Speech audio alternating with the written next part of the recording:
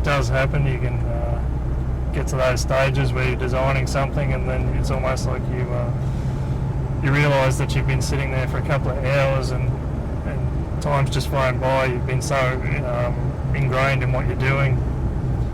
Yeah, you sort of pull back out and realise that yeah, you've missed everything else that's been going on.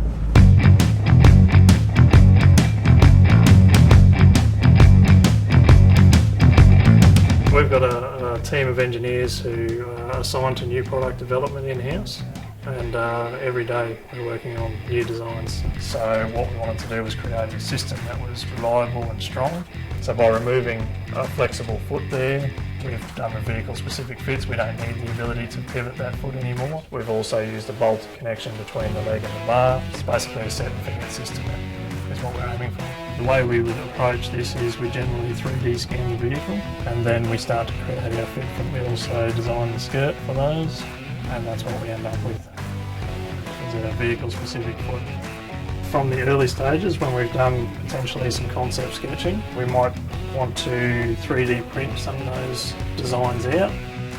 So essentially what we have here is a roll of raw material which feeds off into the machine, comes through these tubes into a melting pot basically, and then the machine extrudes that out in small thin layers. So it just continuously builds up layers until we have the product that we want. With a 3D printer we can put a concept in and have something in our hand potentially the next day. So the final product, so this is the 3-bar system fitted to a Toyota Prado 120 series.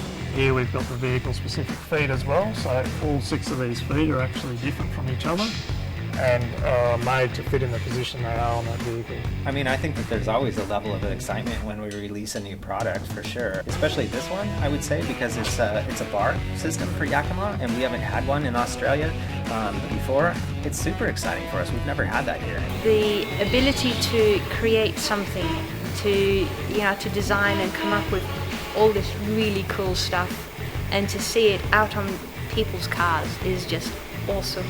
It's such a buzz.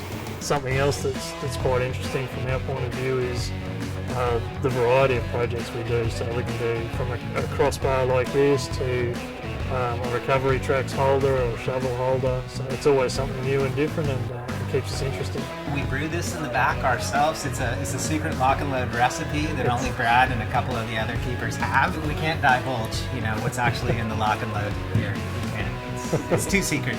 Cheers.